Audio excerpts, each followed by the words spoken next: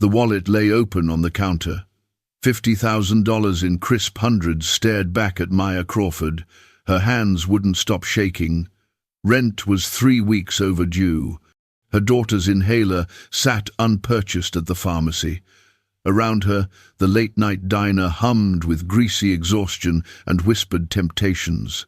"Girl," he left it, her co-worker's voice, low and urgent. Nobody saw nothing. The manager leaned against the coffee station, arms crossed, one eyebrow raised. "Take it," his expression said. The platinum card beneath the cash caught the fluorescent light. One name embossed in silver, Harrison Cole. Maya had seen that name before. Forbes, TechCrunch. Billionaire. He wouldn't miss this. Her phone felt heavy in her apron pocket. She could walk away right now, pay rent, buy medicine, sleep tonight without that knot in her chest. Instead, her fingers found the phone. She dialed. What Maya didn't know, 19 others had faced this exact moment. 19 had chosen wrong. Maya Crawford had learned to compartmentalize. There was the college version, 20 years old with a textbook and a positive pregnancy test. The corporate version, woman in pressed blazers clawing through part-time MBA. And this version, smiling through gritted teeth while refilling coffee. The diner's neon flickered outside. 2 a.m. Maya's feet ached. Her back protested, but she moved with practiced efficiency, choreography perfected over 2 years of double shifts. Zoe was 8, sleeping 3 miles away. The apartment was modest, clean, theirs as long as Maya paid rent. This month's notice sat in her purse, yellow paper, 3 weeks overdue. Her daughter Zoe was 8 now, sleeping in their one-bedroom apartment 3 miles away under the watchful eye of Mrs. Patterson, their neighbor who charged $20 a night for babysitting. The apartment was modest but clean. Zoe's drawings covered wall stains. Thrift store furniture somehow worked together through Maya's determination. It was safe. It was theirs, as long as Maya could keep paying rent. This month, she couldn't. The notice had come last week on aggressive yellow paper, 3 weeks overdue, pay or vacate. The dinner rush had cleared. Only 3 customers remained, including the man in booth 7 who'd ordered tea and worked on a sleek laptop. Harrison Cole. She'd recognized him. You didn't forget billionaires, but pretended not to. He'd left 20 minutes ago. When Maya went to clear his table, she found the wallet. Expensive leather, and inside, more money than she'd seen in her life. $50,000 in $100 bills, credit cards in black and platinum, business cards for Cole Technologies. Her co-worker Jasmine appeared. "Lord have mercy. Is that real? How much?" $50,000. That's almost a year's salary. Maya, he's a billionaire. He won't even know it's gone. "It's not mine." Maya closed the wallet. Frank, the night manager, drifted over. "What you do with that is your business. I didn't see anything. Nobody saw nothing." Maya looked at the wallet. $50,000. She could breathe, pay rent, buy Zoe's medicine, fix the car. But she thought about Zoe, about the life she'd built on impossible decisions. Finishing her degree with a newborn, earning an MBA while working, leaving her corporate job when harassment crossed the line. Every time, she'd chosen the harder right. This was just another impossible decision. Maya pulled out her phone and dialed. The line connected. A professional voice answered. Maya explained she'd found a wallet at the diner with significant cash inside. After a brief hold, a different voice came on. Deep, confident. "Miss Crawford, this is Harrison Cole. You found my wallet?" "Yes, sir. You left it at booth 7. A pause. "And everything is still there?" Maya looked at the money. "Everything, sir. 50,000 in cash, credit cards, license. All present." Another pause. "I'll be there in 15 minutes. Thank you, Miss Crawford. This is remarkably honest of you." The 15 minutes felt eternal. Maya wiped tables, organized condiments, tried to stay busy. When the Blacktown car pulled up, Harrison Cole emerged. Tall, composed, expensive suit. He entered with purpose. "Miss Crawford," he extended his hand. "I appreciate you calling." Maya retrieved the wallet from the safe. Everything should be in order. Harrison checked the contents methodically. "You counted it. Not a question." 3 times, 50,000 exactly. 3 times. Were you hoping the number would change? "I was hoping I'd miscounted." The honesty surprised them both. "That's more than I make in a year." "Yet you called me anyway." "It's your money, sir, not mine." Harrison pulled out $500 bills. "For your honesty." Maya stepped back. "That's not necessary. I was doing the right thing. 500 for returning 50,000 seems fair." "I didn't return it for a reward. Paying me turns it into a transaction." Maya held his gaze. "I don't want your money. I want to look at myself in the mirror tomorrow and not hate what I see." Several seconds passed. Harrison slowly returned the bills to his wallet. "You have children, Miss Crawford?" "A daughter, Zoe. She's 8. You worked the night shift and mentioned this was more than your annual salary. What's your combined income from all jobs?" "Around 42,000 before taxes." "You returned more than your annual salary because it was the right thing to do. Do you know how rare that is? I'd like to think most people would do the same." "You'd be disappointed." Harrison pulled a business card from his pocket. "I run a foundation, technology and social programs.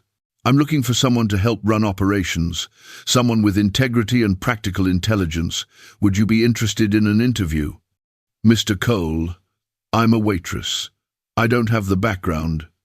"What's your educational background?" "Bachelor's in economics, minor in computer science, MBA completed part-time." The words came out defensive. "But that was years ago, and I don't have recent corporate experience." "Why not?" The familiar anger sparked. "I left my last corporate job 2 years ago. My boss decided managing me meant managing my body. When I reported it, HR offered severance with an NDA. So here I am." Harrison nodded slowly. "The system failed you, but that's not your problem to carry." He handed her the card. "Interview Thursday at 2, my office downtown. If childcare is an issue, bring your daughter. I'll pay you $1,000 for 2 hours of your time, regardless of outcome." "Mr. Cole, I tested 19 people before you, identical wallets in 19 locations. 19 people kept them." He moved toward the door. "Thursday at 2. Please don't make me test a 20th person." Then he was gone. Maya stood frozen, the business card in her hand. The rest of the shift passed in a blur. By 6 a.m., Maya clocked out and drove home. She picked up Zoe from Mrs. Patterson's, carried her sleeping daughter to their apartment, and tucked her into bed. Standing in the doorway watching Zoe sleep, Maya thought about $50,000 and choices that defined who you were. She pulled out the business card. Harrison Cole. Cole Technologies Foundation. An interview that might mean nothing or everything. Thursday at 2 in the afternoon. Everything could change. Thursday arrived. Maya had researched all week. Harrison Cole, his foundation, the embezzlement scandal involving his sister Vanessa. She wore her navy blazer from corporate days. Black pants, cream blouse, Zoe had declared, important looking. Now they stood in front of Cole Technologies Tower, a gleaming monument of glass and steel that seemed to scrape the sky itself. Maya's hand tightened around Zoe's, drawing comfort from the solid warmth of her daughter's presence. "Mommy, this building is so tall." Zoe craned her neck back, eyes wide. "Do you think they have a slide inside, like the mall?" "I don't think so, baby. This is a work building." "That's sad. Work buildings should have slides. Zoe swung their joined hands cheerfully. It would make people happier. The lobby was all marble and chrome, the kind of space designed to make visitors feel simultaneously impressed and insignificant. A security desk commanded the center, staffed by 2 guards in crisp uniforms. Maya approached with Zoe in tow, trying to project confidence she didn't feel. "Maya Crawford, I have a 2 o'clock appointment with Mr. Cole." The guard checked his tablet, his expression professionally neutral. "ID, please." He scanned Maya's driver's license, printed out visitor badges for both of them, and gestured toward the elevator bank. "42nd floor. Someone will meet you." The elevator was glass-walled, offering a view of Atlanta that expanded with each ascending second. Zoe pressed her face to the glass, delighted by the shrinking cars and buildings. Maya tried not to think about how high they were climbing or how far there was to fall. The 42nd floor opened onto a reception area that looked like it had been designed by someone who thought comfort was a sign of weakness. Everything was angular, modern, expensive. A young woman sat behind a curved desk, her smile professional and practiced. "Miss Crawford, Mr. Cole is expecting you. Please follow me." They walked down a corridor lined with awards and framed articles, Forbes covers, TechCrunch features, photos of Harrison Cole shaking hands with presidents and celebrities. The message was clear. You're entering the domain of someone important. The conference room they entered was less intimidating than Maya had expected. Windows along one wall framed the city skyline. A long table dominated the space, but there were also comfortable chairs arranged near those windows, a coffee station, and Zoe made a small noise of delight, a corner with children's books and toys. "I was told your daughter would be joining us." Harrison Cole emerged from an adjacent office, his suit different but equally expensive as the one he'd worn to the diner. "We keep that corner stocked for employee children who visit. Please, make yourself comfortable." Zoe had already gravitated toward the toys, her earlier nervousness forgotten in the presence of a bin of building blocks. Maya remained standing, hyper-aware of every movement, every word. "Thank you for coming, Miss Crawford. Can I get you anything? Coffee? Water?" "Water would be good. Thank you." He poured from a glass pitcher, handed her a bottle that probably cost more than her hourly wage, and gestured toward the chairs by the window. As they sat, Maya noticed a folder on the side table. Thick, official-looking, her name printed on the tab. Harrison followed her gaze. "I hope you don't mind. I did some research after our meeting. Your academic record is impressive. Economics degree with a 3.8 GPA while raising an infant. MBA completed in 4 years, part-time with honors. That takes remarkable discipline. Or remarkable desperation." Maya kept her voice level. "When your choices are succeed or lose your child, you find ways to succeed." "Fair point." He opened the folder, scanning pages Maya couldn't see. "You worked at Meridian Financial for 2 years after completing your MBA. Junior analyst, then promoted to associate after 6 months. Your performance reviews are excellent. Then you left with no notice and seemingly no plan. That's the part I'm curious about." Maya had known this would come up. She'd rehearsed her answer, refined it, practiced keeping the anger out of her voice. "My supervisor created a hostile work environment. When I reported it through proper channels, HR made it clear my options were to accept a settlement with an NDA or face systematic retaliation. I chose the settlement. The NDA prevents me from discussing specifics or working in financial services for 5 years. The NDA doesn't prevent you from working in the non-profit sector. I didn't know that until recently.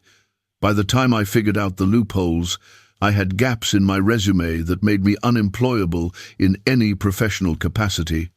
Hiring managers see Waitress and stop reading." Harrison set down the folder. I'm not most hiring managers, and I'm not interviewing you for your resume. I'm interviewing you because you made a decision under pressure that most people wouldn't make. That tells me more about your judgment than any performance review. With respect, Mr. Cole, returning a wallet isn't the same as running a foundation. No, but it demonstrates core decision-making principles. You assessed a situation, calculated the stakes, and chose the ethical path despite significant personal cost. That's exactly what I need. He leaned forward slightly. The Cole Technologies Foundation manages $500 million in assets.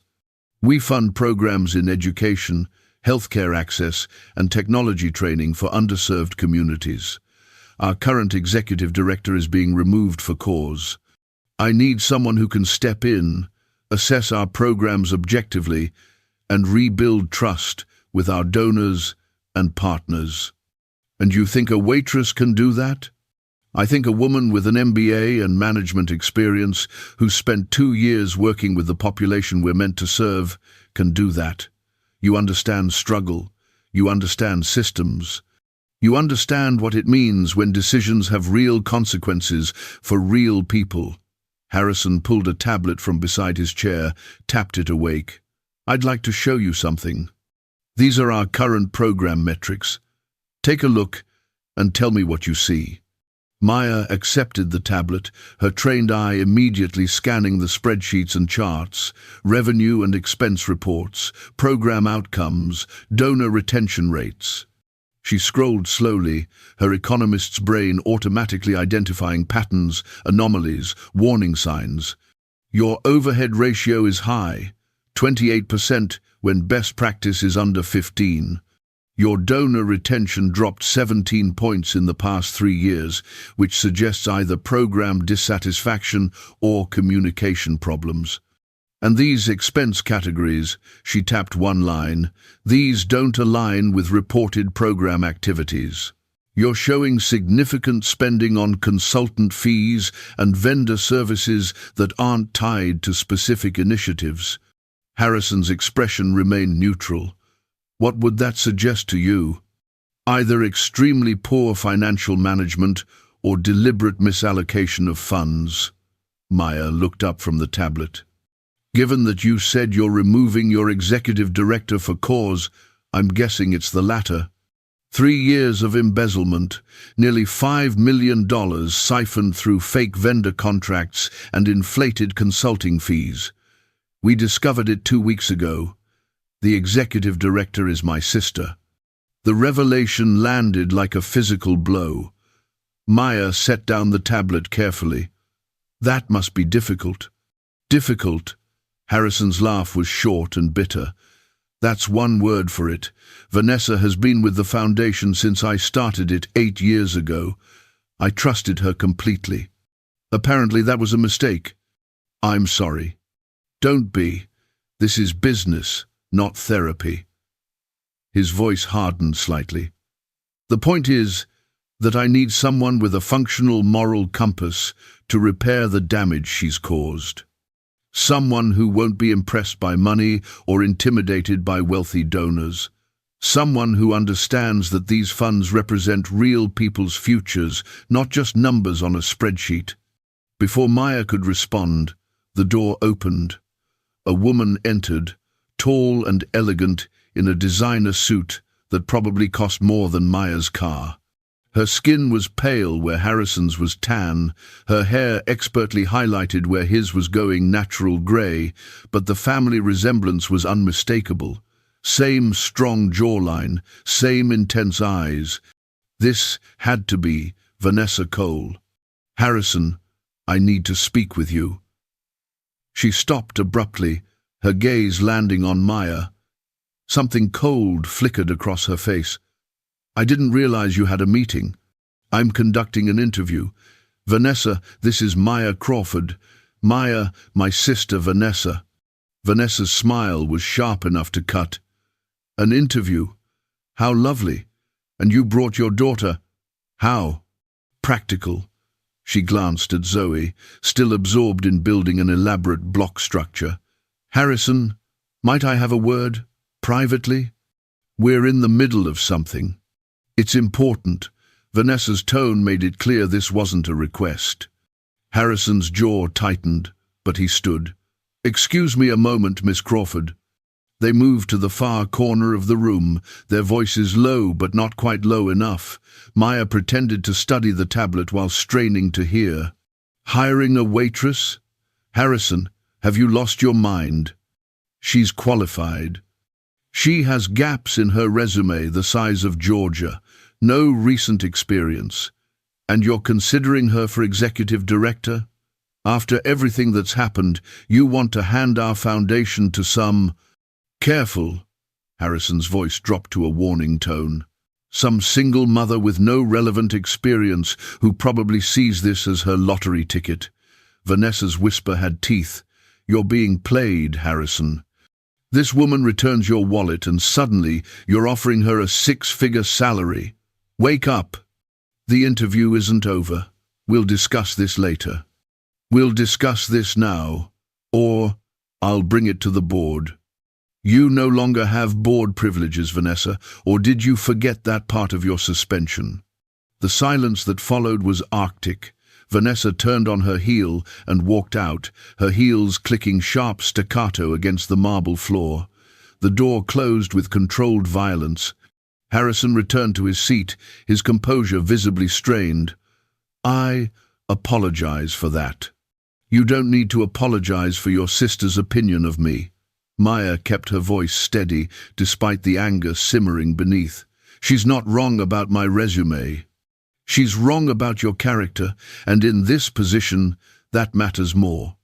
He pulled out his phone, typed something quickly. I'd like to show you our main program sites. See our actual operations, not just the numbers.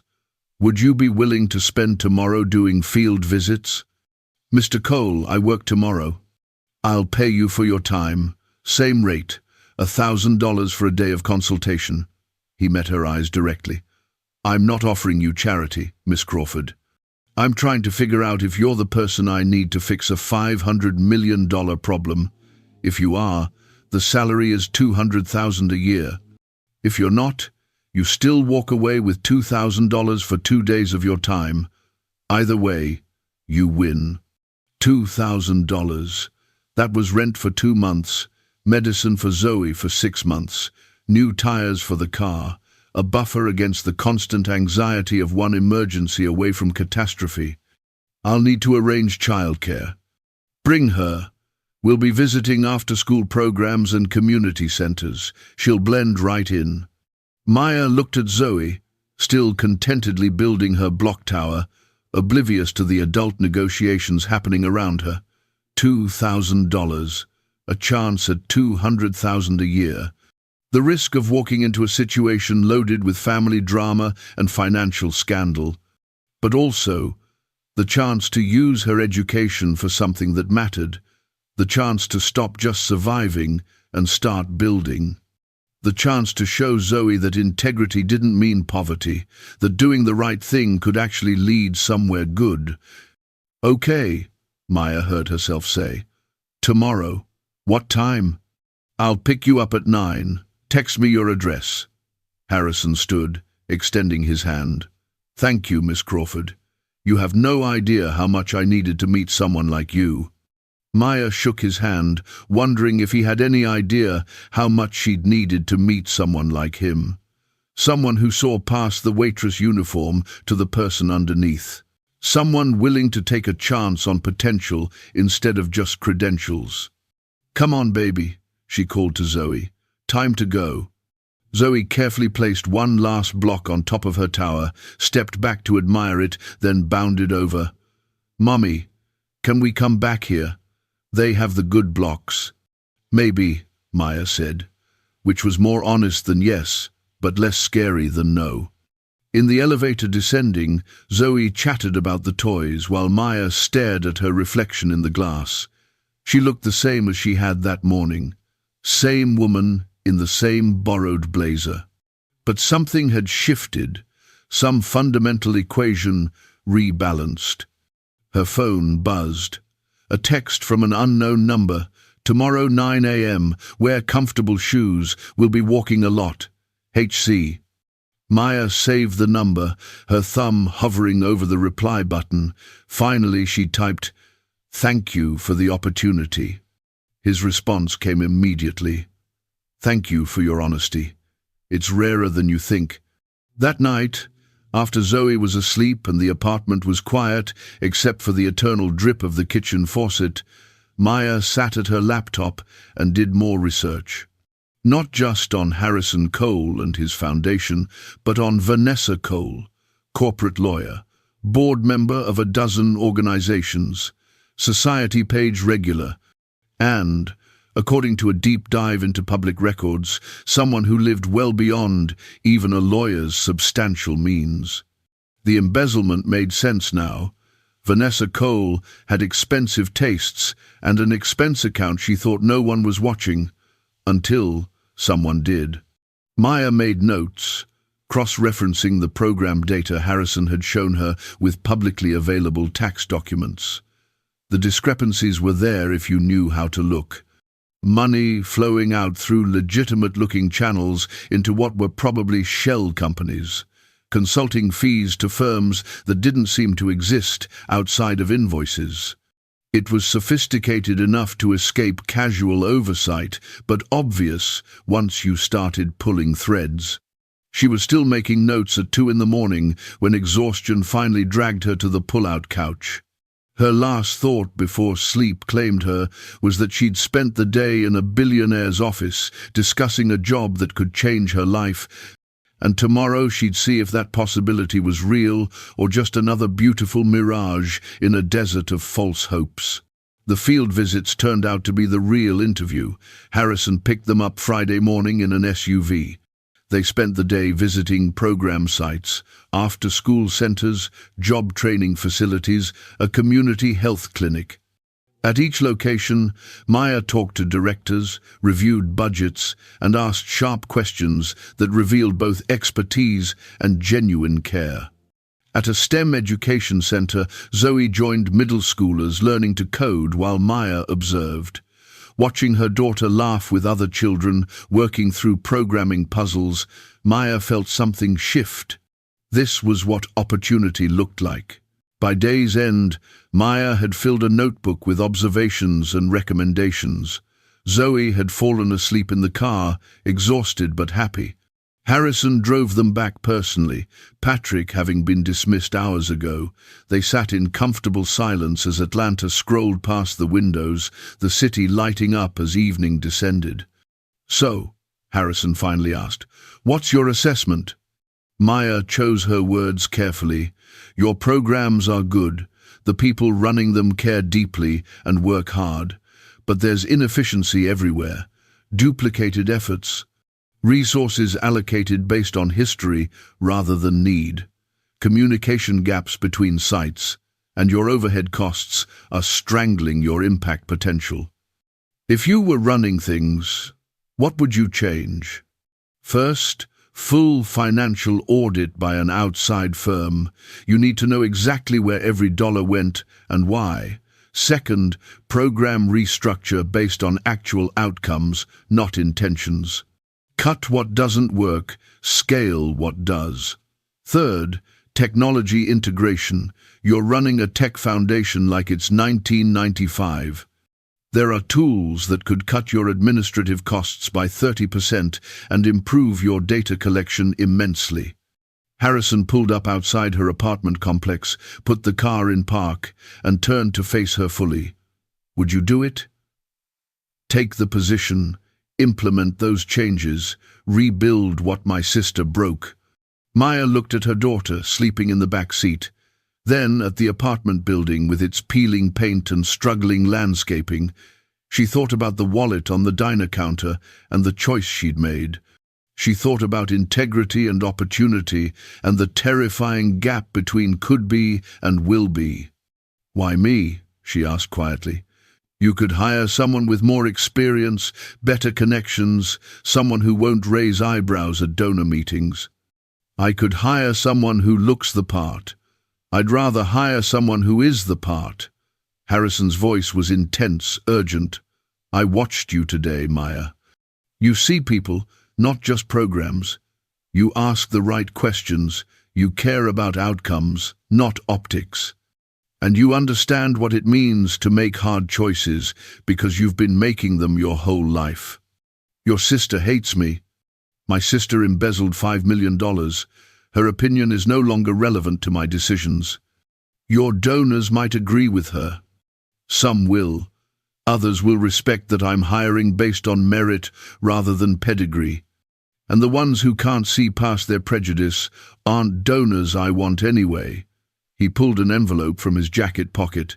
This is a formal offer. $200,000 annual salary, full benefits including comprehensive health insurance, retirement matching, and childcare support. 6-month probationary period where either of us can walk away. After that, 3-year contract with performance bonuses tied to measurable impact improvements. Maya took the envelope with shaking hands. This is insane. This is necessary. Take the weekend. Read it over. Talk to a lawyer if you want. I'll recommend one if you don't have one. But Maya, I need an answer by Monday because we're hemorrhaging credibility every day that position sits empty. She carried Zoe inside, got her into bed, then sat at her kitchen table and read the contract. $200,000, health insurance, retirement matching, performance bonuses tied to measurable outcomes. It was real, not charity, an actual professional opportunity. Maya texted Harrison, "I'll take the position. Thank you for believing in me." His response was immediate. "Thank you for being worth believing in. See you Monday at 9. We have a lot of work to do." Maya set down her phone and let herself cry. Not sad tears or scared tears, though there was plenty of both mixed in, but relief tears. The kind that came when a weight you'd been carrying so long you forgot it was there suddenly lifted. She'd returned $50,000 because it was the right thing to do, and somehow, impossibly, that choice had led here. To opportunity. To the chance at something better than survival. Monday morning arrived with autumn crispness and Maya's carefully contained terror. She'd spent the weekend preparing, researching non-profit management best practices, reviewing foundation law, practicing her introduction in the mirror until Zoe told her she sounded like a robot and should just be yourself, Mommy. The Cole Technologies Foundation occupied the entire 40th floor of the building, a sprawling space that managed to feel both professional and welcoming. Harrison met her in reception, introduced her to the admin staff, and walked her through to what would be her office. It was bigger than her apartment, windows overlooking the city, a desk that looked like a piece of art, shelves waiting to be filled, a sitting area for meetings. And on the desk, a framed photo, Maya and Zoe from her social media page, printed and professionally mounted. "I hope that's not overstepping," Harrison said quickly. "I just thought this is going to be intense, especially at first. You should have a reminder of why you're doing it." Maya traced the frame with one finger, her throat tight. "It's perfect. Thank you." "Staff meeting in an hour. I'll introduce you to the team. Most of them are good people caught in a bad situation. A few might be resistant to new leadership, especially given," he hesitated, "given that I'm a black woman with an unconventional background." Maya met his eyes steadily. "I'm used to being underestimated, Mr. Cole. It usually works in my favor eventually." "Harrison, if we're going to rebuild this place together, first names are appropriate." He moved toward the door, then paused. "The forensic accounting team will present their full findings tomorrow. It's worse than I initially thought. 5.7 million over 3 years. Vanessa is facing criminal charges. The board is demanding answers. Our donors are threatening to pull funding. You're walking into a dumpster fire. Then I guess it's a good thing I'm used to working the night shift in a diner. This can't be harder than dealing with drunk customers at 2 a.m. Harrison's laugh was surprised and genuine. "I suppose that's true. Welcome aboard, Maya Crawford. Try not to let us destroy your faith in humanity." "Too late for that. But I'll settle for not destroying your foundation." The staff meeting was exactly as uncomfortable as Maya had expected. 23 people, most clearly wondering who this woman was and why she was suddenly in charge. Harrison introduced her firmly. Maya was the new executive director with full authority to make operational changes. Questions came immediately. Where had she worked? What was her non-profit experience? How could she understand their specialized work? Maya answered honestly. She'd worked in finance and management. She'd spent recent years in service work. She didn't have non-profit experience, which meant she'd approach problems without predetermined assumptions. And she understood their work because she'd been their target demographic. "Let me be clear," she said. "I'm not here to make friends. I'm here to fix what's broken. What's not fine is continuing to waste donor money and fail the communities we serve." A woman in the back raised her hand. "I've been here since the start. I watched what Vanessa did. If you're serious about fixing things, I'll help however I can." Others nodded. Not everyone, but enough. The next 3 months blurred into a pattern of 18-hour days and constant crisis management. The forensic accounting revealed the full scope of Vanessa's theft. Criminal charges were filed. The story hit the media, dragging the foundation's reputation through a very public mud pit. Donors called emergency meetings. Board members demanded weekly updates. Staff morale cratered. Maya worked through it all with grim determination. She implemented the financial controls that should have existed from the beginning. She restructured programs based on outcome data rather than tradition. She personally called every major donor, listened to their concerns, and presented detailed plans for rebuilding accountability. She fired 3 people who'd been complicit in Vanessa's schemes and promoted 4 others who'd tried to blow the whistle but were ignored. She also brought Zoe to the office most days, setting her up in the break room with homework or books.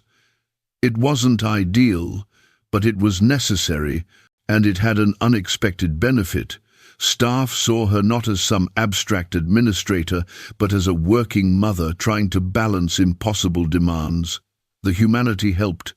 Harrison was there through all of it, not hovering but present, available for advice but trusting her judgment, supporting her decisions publicly even when he disagreed privately.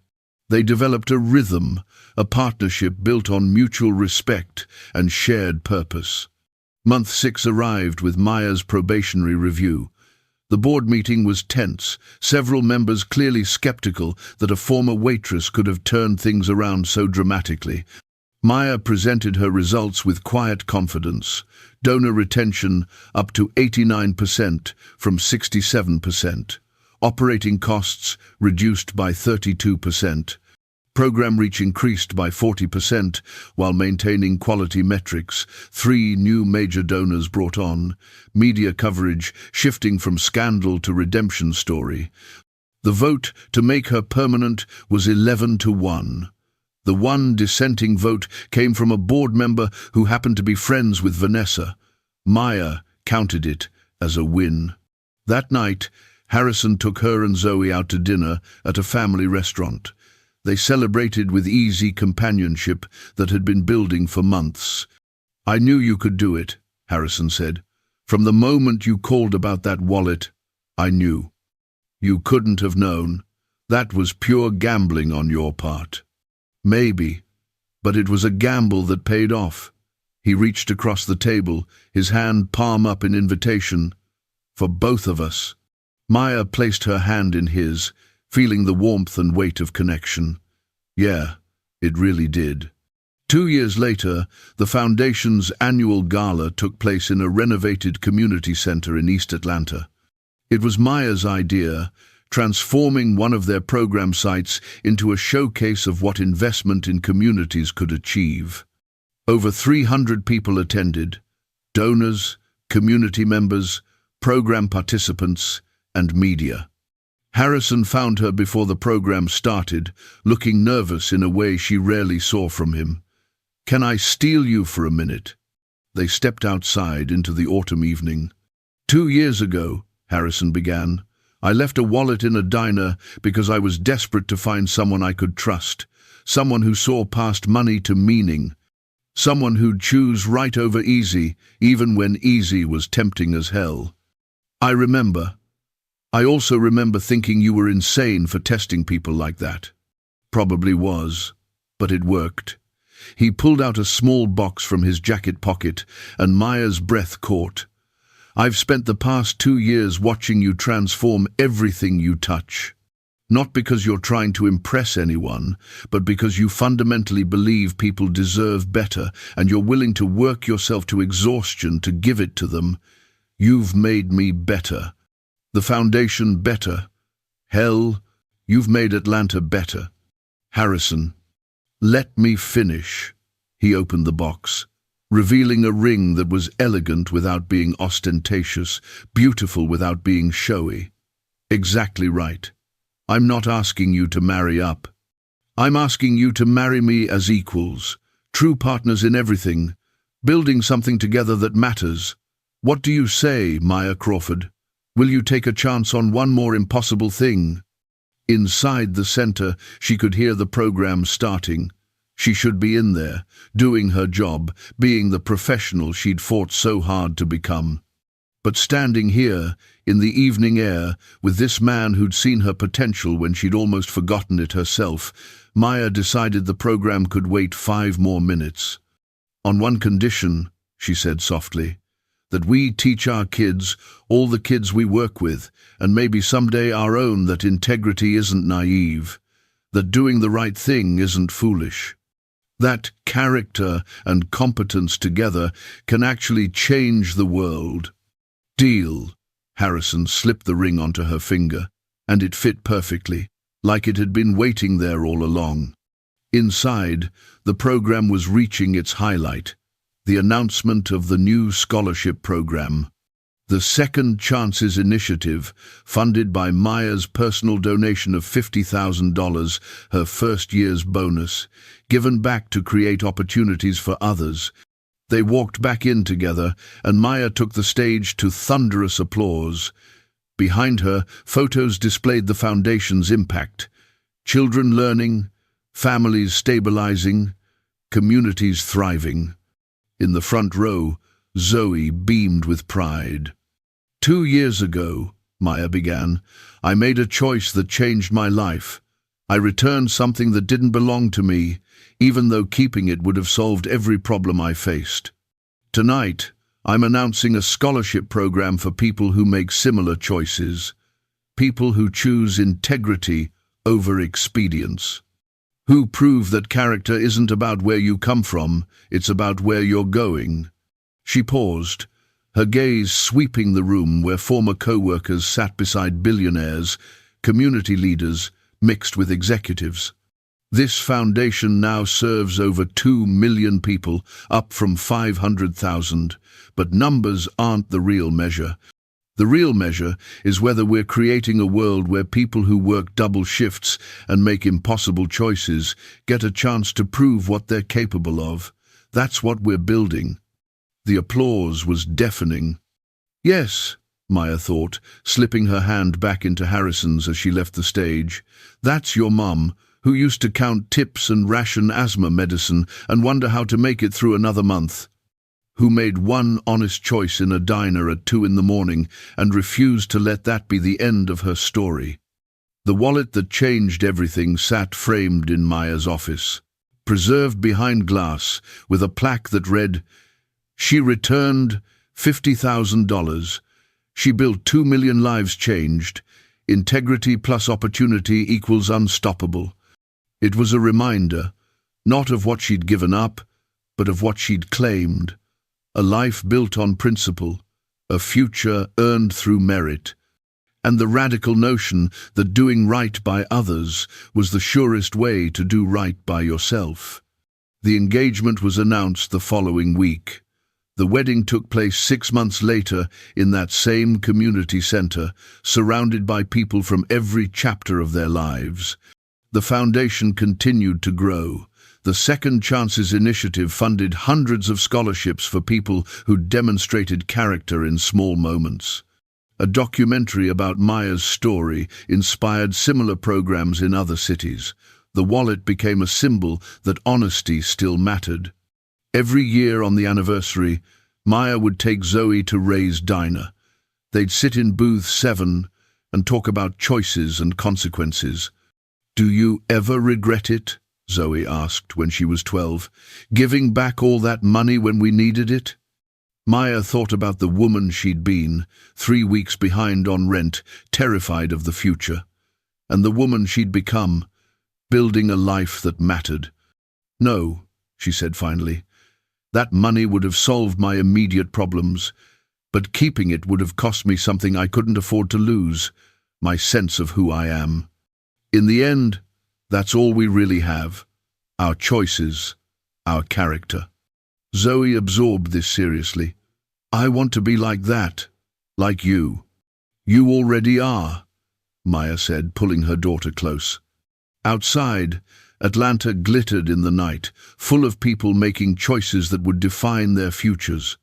And somewhere, maybe, someone would face an impossible decision in a quiet moment, and they'd choose integrity over expedience.